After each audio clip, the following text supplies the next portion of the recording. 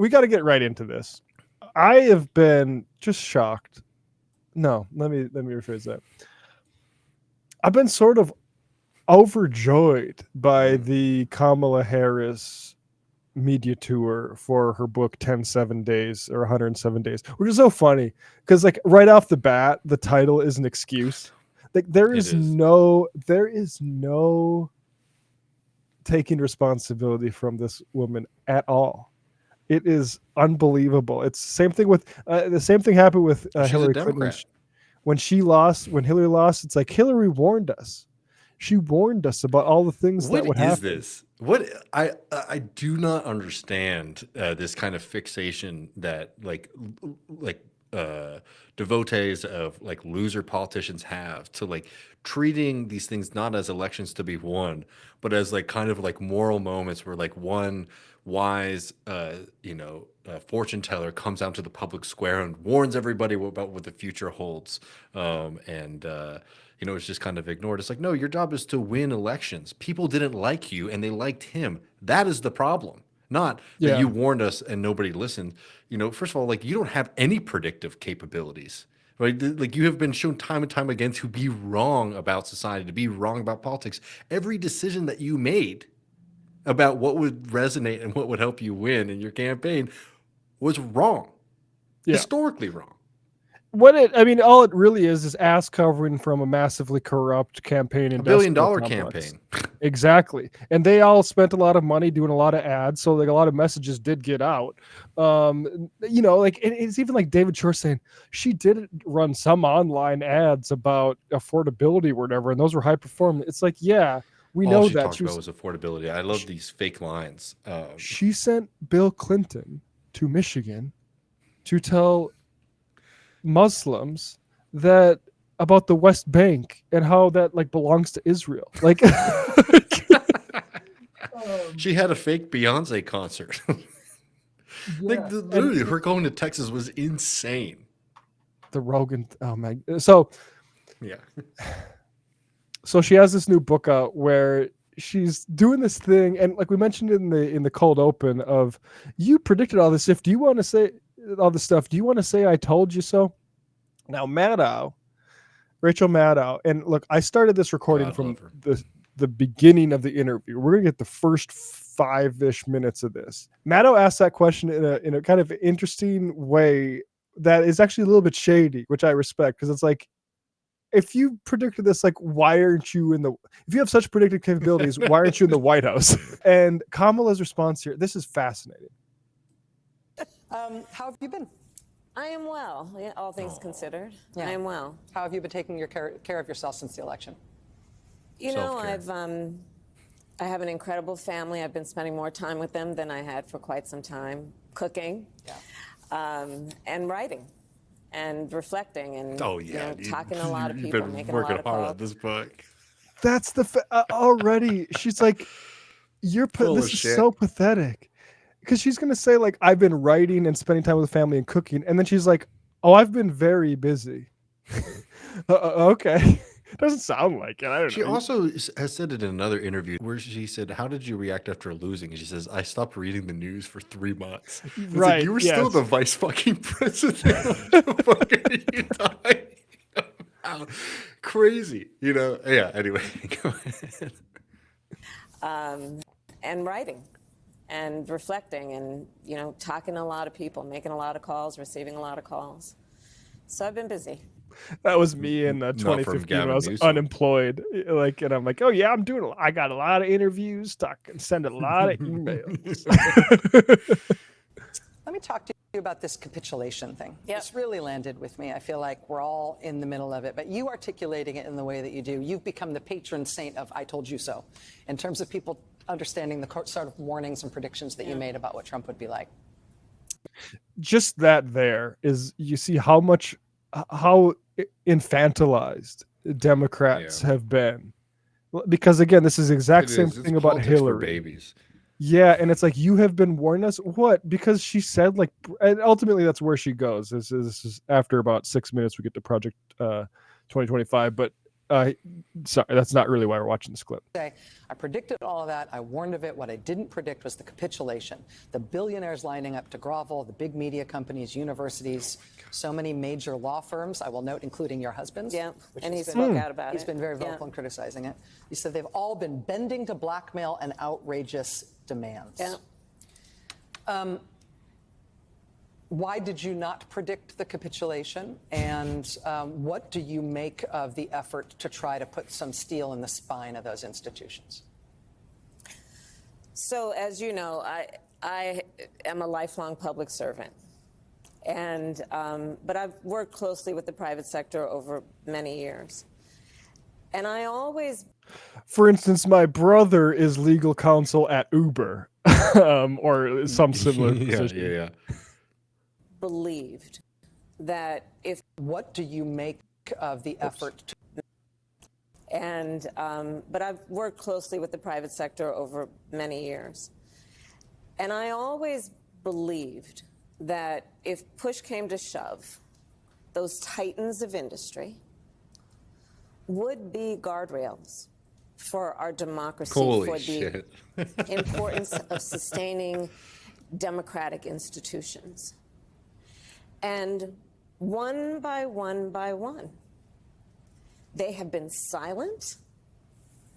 They have been, you know, yes, I use the word feckless. Oh, wow. It's not like they're going to lose their yacht or their house in the Hamptons. That's so funny. And here's the thing. This is as close as she can get to doing kind of like economic populist talk, though, Matt.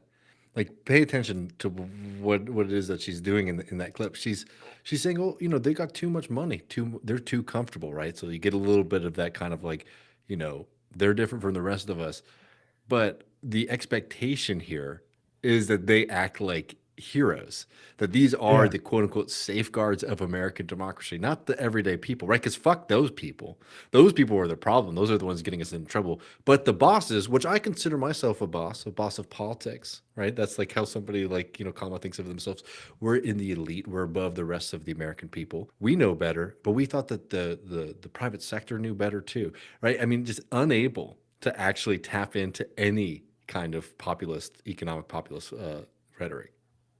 This is textbook. This is like, if anybody listening has to write the history of this time, it is the Democratic Party saying, why didn't the titans of industry love us enough?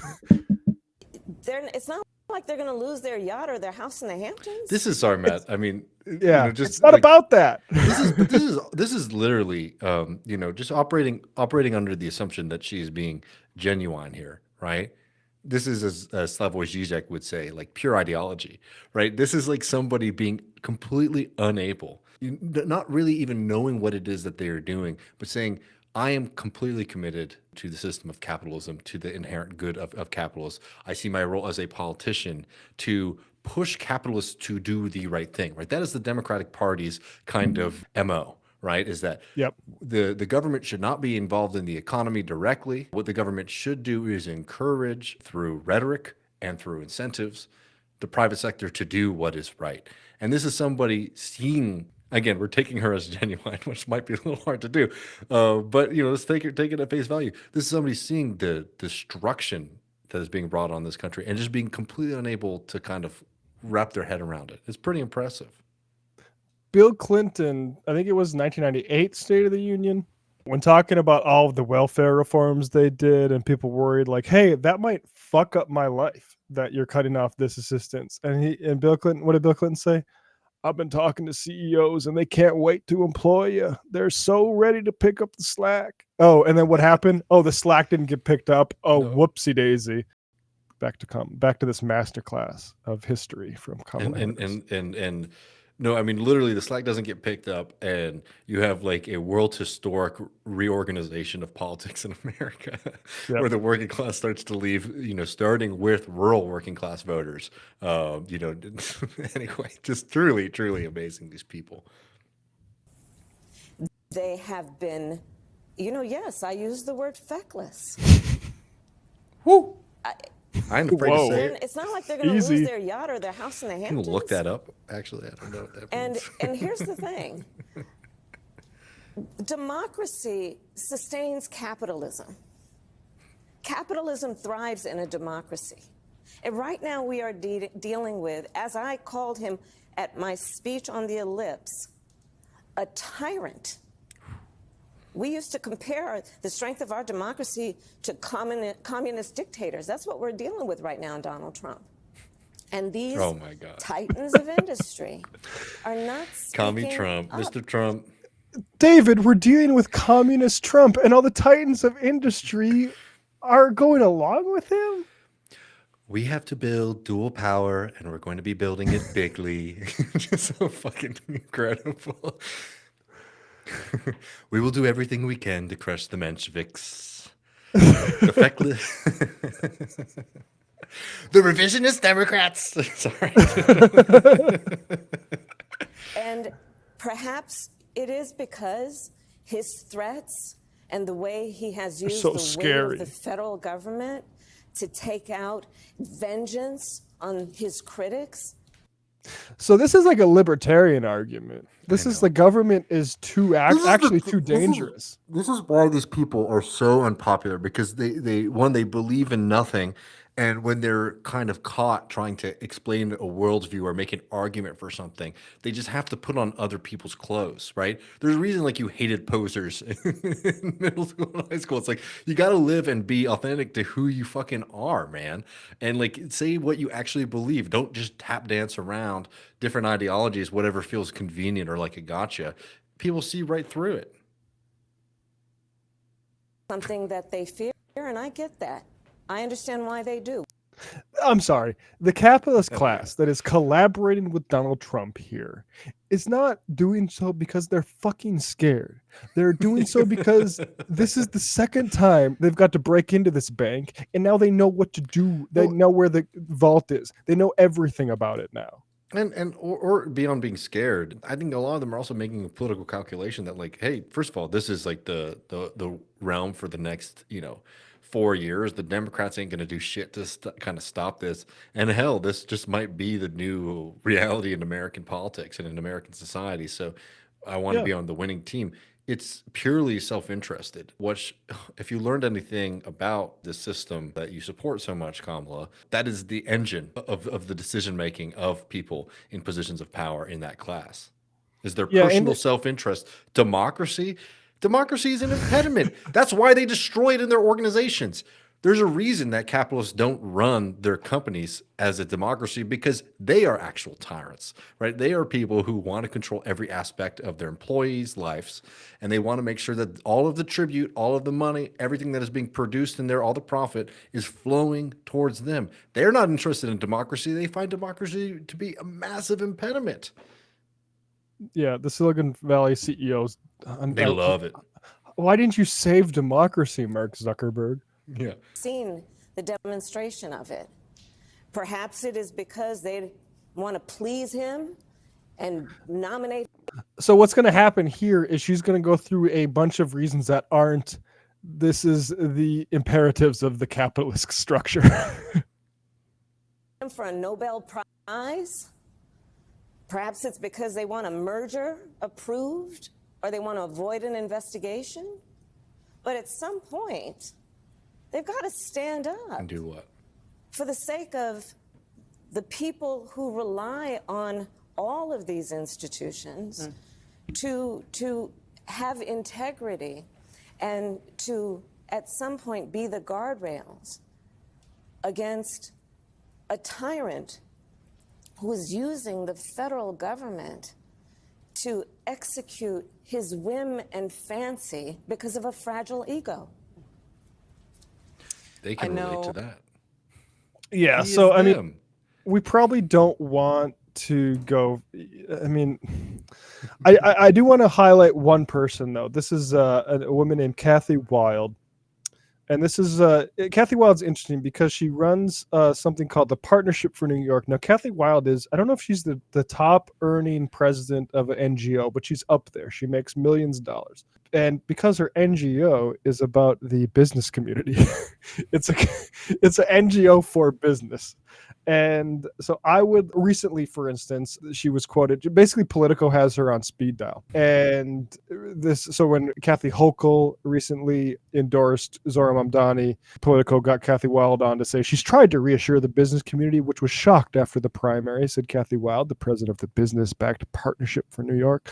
She came to our executive committee and said, "Count on me. The governor's office has power on the issues you care about, and I'm going to make sure the city stays on track." Now, that is worrying. But more interestingly is what she said this summer about this sort of reaction that all of these billionaires that she represents were having to the Zohran thing. Kathy Wild said, the president CEO of Partnership for New York, again, like she's in all these political articles. It's so funny. A nonprofit organization that represents the city's top business leaders, said Republicans have told her that, quote, the threat to capitalism from the Democrats is more concerning than the threat to democracy. Oh, no. Now, people will say Kamala Harris's father is a Marxist. No, like corporations will Again, this is something that they're just saying this shit. I love it. It's exactly. Great. It's just obvious. It's out there. It's explicit, and it is a recurrence of history. And there's something so, I'm sorry, imbecilic about this class of Democrats. Kamala Harris making a joke about the not anything comes to mind what I would do differently than my genocidal boss, saying that where there's a history to this. There's a history to decisions, to predicaments like the one Kamala Harris was in that we're all supposed to sympathize with because she only had 107 days. LBJ, in the middle of the primary, decided he wasn't going to run for fucking president anymore. And his vice president was all of a sudden in the seat. That the president, LBJ at the time, continued to do Vietnam. Hubert Humphrey, the entire summer, was supporting that, and it was fucking killing him. Because all the people in the streets, especially 68 DNC in Chicago, were against Vietnam. So what happened is late September, Hubert Humphrey says, I am breaking with my boss's policy on Vietnam. I am no longer going to be supporting bombing raids into communist Vietnam. We're going to extract ourselves from this situation. He rose in the polls precipitously. Kamala Harris had that obvious precedent. The entire billion-dollar campaign structure had that obvious precedent. And what was the reply every time I was fucking saying it? Is people saying this dumbass received wisdom of, you can't break with the boss. You can't do this. You can't do that. Yeah, you can. Yeah. We've seen it happen. What the fuck are you talking about? Where are you basing this stuff from? But you want to be, but also like you are running for the position of like, as W said, like the decider. You know what I mean? Like you are running to be the person who doesn't listen to nobody except for you consult with other people, right? You might take advice, but like you operate and like show leadership qualities where people look to you rather than you look to them for guidance.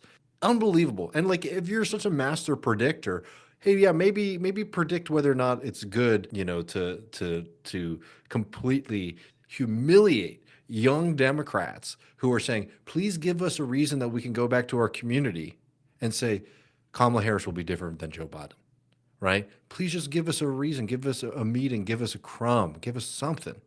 And you said, no, I'm not going to do that.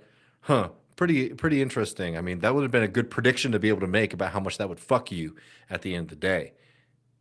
Yeah, I'm looking because she does mention that in her book, and I'm curious to see what 100. Yeah, we're gonna have to read this thing. She knew. I am gonna read it actually. New Alex Thompson. Kamala Harris writes that Biden's response to Gaza was inadequate. I had pleaded with Joe to extend the same empathy he showed to suffering of Ukrainians, to the suffering of innocent Gazans. So she can't even just say Gazans. Yeah. Even in that, even in her like studious, this is where I'm breaking with Biden. The empathy to show the suffering of Ukrainians to the suffering of innocent Gazans. It's just fucking. You know, I mean, this is something that I think gets overlooked with Kamala, but it's really important that, like, you know, like remember when she ran for president and her campaign logo was fairly similar to France Fanon's Wretched of the Earth. Do you remember that? Kamala for the People. If you can look it up and pull it up, like Kamala for the People looks exactly like the cover. Oh, sorry, my other bookshelves in the other room, so I don't have the Wretched of the Earth, but literally like one of like the seminal texts in post colonialism. Oh They yeah. they straight up lifted the design for her presidential campaign. And I bring this up because this is one of the kind of fundamental, it's not something that she says explicitly, but it's something that I think is her kind of private pitch to donors, is like the argument about, oh, why I'm a good politician, right? Despite the fact that you see time and time again, she's not very good. Not one, yeah. Remember, she was not good as a presidential candidate either. But her private pitch is this: I'm from California. I come from a kind of a radical milieu. I even know like what these books look like. Yeah, Kamala Harris for the People. You know, I know what these books look like. I know like you know, how to kind of appeal, or at least I'm familiar with the kind of aesthetic of what a radical may look like and sound like. They But may yet even have a trouble I with am a conservative prosecutor willing to get my hands dirty and do what is necessary, right? That is her kind of fundamental kind of elevator pitch to donors. And you can just see that, you know, in a lot of the way that she kind of talks about her inability to stand up to those forces, right? Despite again being somebody who's like, oh, I'm a freedom fighter, I'm willing to be tough, I'm willing to stand up on my own. This is somebody who spent their entire life and career being rewarded for placating power. Yeah, I have. This is a portion here. In Selma, Alabama, at the commemoration of Bloody Sunday, when civil rights marchers were attacked and beaten once they'd crossed Edmund Pettus Bridge, I gave a strong speech on the humanitarian crisis in Gaza. I'll be honest, didn't make an impression as that on me. Desperate people had been shot when they swarmed a food truck. Something that happens all the fucking time. This idea that this was one time. And I spoke of families reduced to eating leaves or animal feed, women prematurely giving birth, or no medical care, and children dying from malnutrition and dehydration. I remember when people wanted to bring that stuff up and she said, I'm speaking, and everyone got a big heart on. Yeah. I reiterated my strong support for Israel's security and called on Hamas to release the hostages and accept the ceasefire agreement then on the table. So we are already doing genocide apology in this thing where she supposedly gave a great speech in support of all the Gazans, but actually the problem was of Hamas not accepting the cease. There wasn't a ceasefire agreement. Israel has never had a sincere ceasefire agreement proposed. No. They offer let us reload agreements, let the IDF soldiers go to a few raves and take some fucking psychedelics before they come back to kill you agreements, but never a permanent ceasefire agreement. That was very obvious, even in 2023, like December or whatever, that the ceasefire demand was clear, and the liberals, Zionists like Kamala Harris need to figure out a way to dilute it. And that's what they did, saying like, oh, no, we accept a ceasefire. When if you say like, what about a permanent ceasefire? Well, I don't know how you do a permanent ceasefire with Hamas. You want to leave Hamas in charge? What are you, a terrorist? Yeah. Those people supported genocide. That was toward genocide support. And even still doing this, it was a speech that had been vetted and approved by the White House and National Security Council. It went viral. Okay. And the West Wing was displeased. I was castigated for apparently delivering it too well. Their thinking was zero sum. If she's shining, he's dimmed. None of them grasped that if I did well, he did well. That, given the concerns about his age, my visible success as his vice president was vital. It would serve as a testament to his judgment. Sorry, man, you know that she's just like, that was like writing that bit right there was like, she's like, oh, that's a real sick burn. You know what I mean? Like, she's even timid in her like takedown of Biden. What a leader would do in all of these situations that Harris talks about is say, fuck you, I'm going to show you. Yeah. Like, I'm not going to wait for permission. And this, it would serve as a testament to his judgment, choosing me and reassurance that if something happened, this country was in good hands. My success was important for him. It was not in good hands. You are not good hands. No. This book was not written by, it wasn't written by your hands in the first place.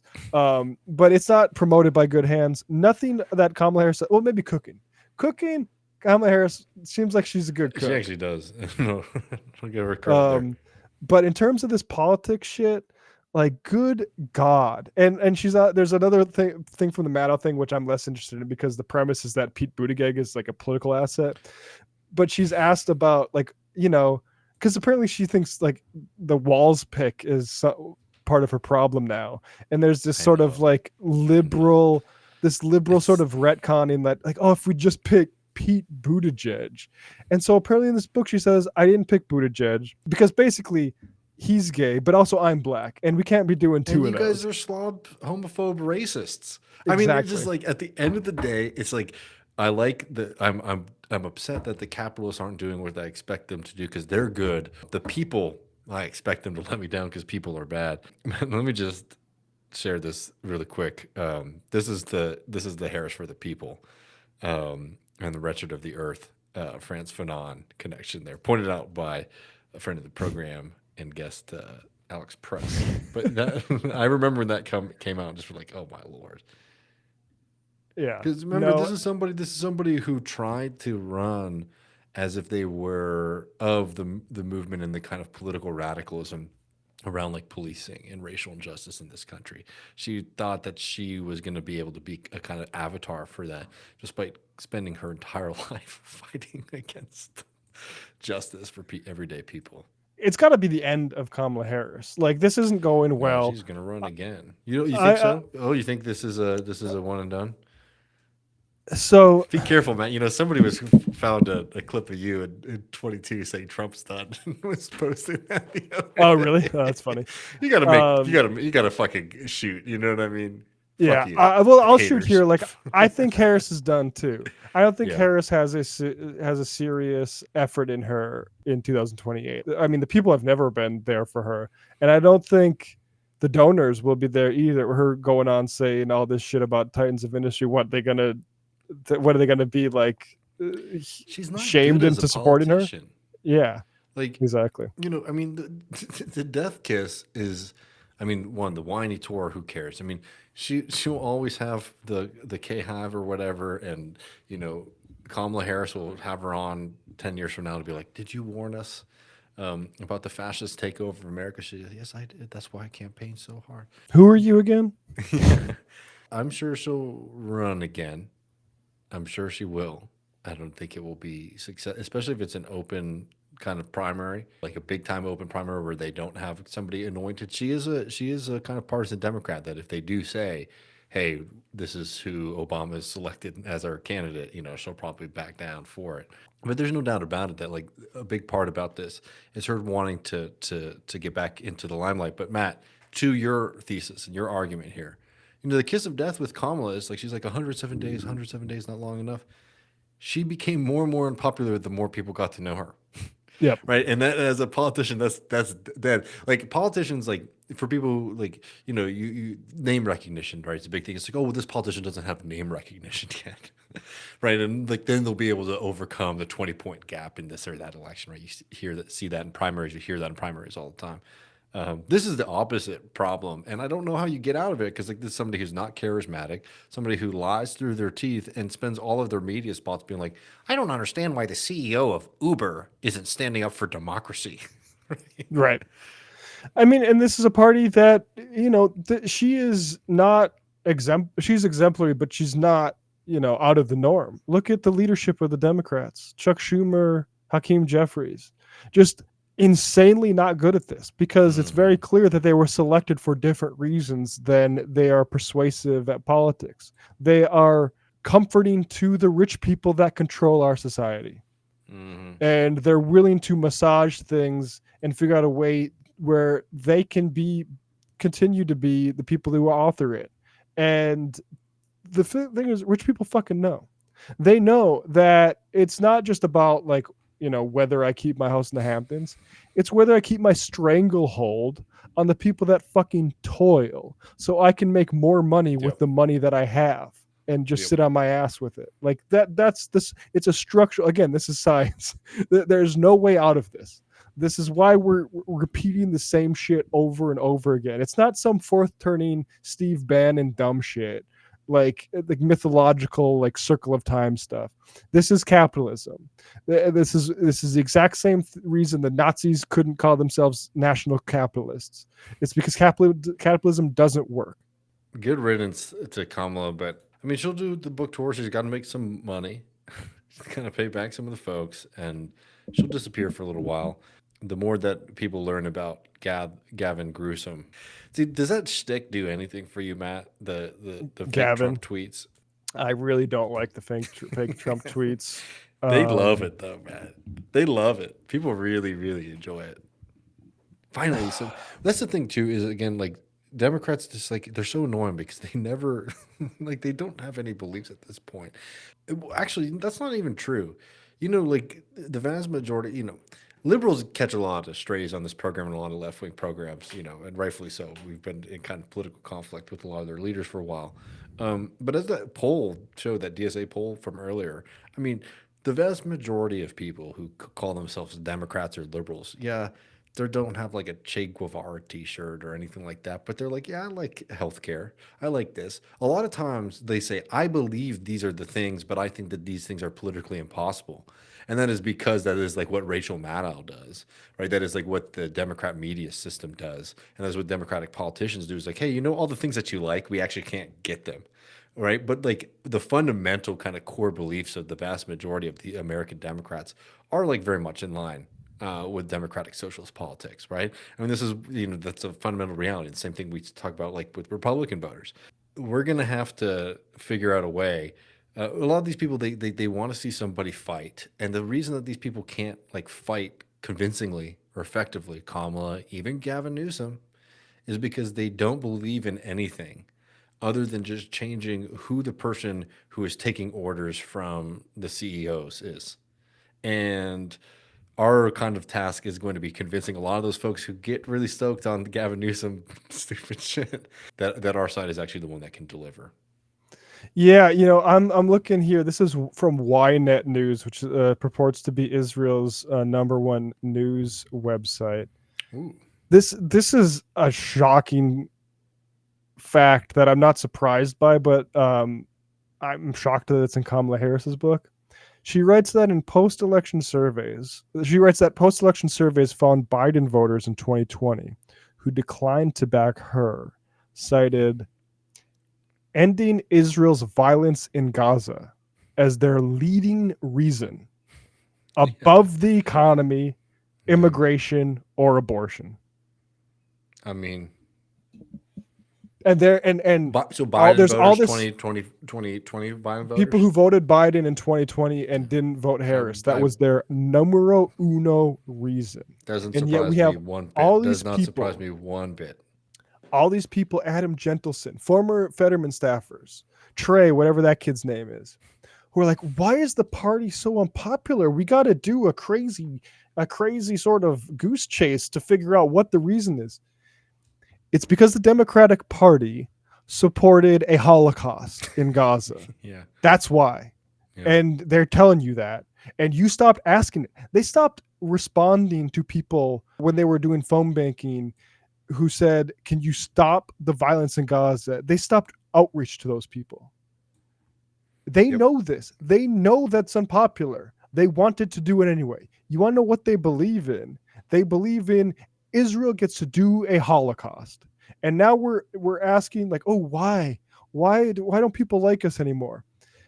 I'm afraid that this party looks like it could be in the wilderness for a long time. Yeah, I think so. Especially considering the Republican, the Republican gerrymander efforts. That may have been it, folks, for the Democratic Party, at least in that formation. Well, I mean, beyond that, I mean, you know, like here's the cope. Here's some Democrat cope. The cope is that the Latino shift that they saw in 24 isn't permanent. That probably is. We'll have to see what happens over the next year. Frankly, I do think that it's true that I don't find those voters to be particularly like firm Republican voters. But again, this idea that like just because they're unhappy with Republicans means that they're going to gravitate back to y'all is totally wrong. I will say that 28 is looking like a mighty good time to run insurgent political candidate. I mean, I'll tell you, even with some of her negatives, outside of, I think an AOC could actually have like a pretty decent shot in a Democratic primary. Might be better if it's Rashida, but I don't think Rashida is going to do it, and I don't know if Rashida would actually have the same kind of path there. But yeah, the party is in the wilderness, and I think anyone is sort of expecting things to go back to normal is wrong, and I think it kind of puts the historical task on us. I mean, I've just been kind of thinking about how it's been 10 years. I mean, really 10 years since the Bernie explosion and all of these different kind of political opportunities and new windows, and wondering what it is that we've done. And we've done a lot. I'm not just talking about you and I, but just like in general. It might be time to really, really start reaping some victories from the weakness of the Democratic Party, because, we can talk about our failures on our side, but Lord, it has been a decade of failures for that political party.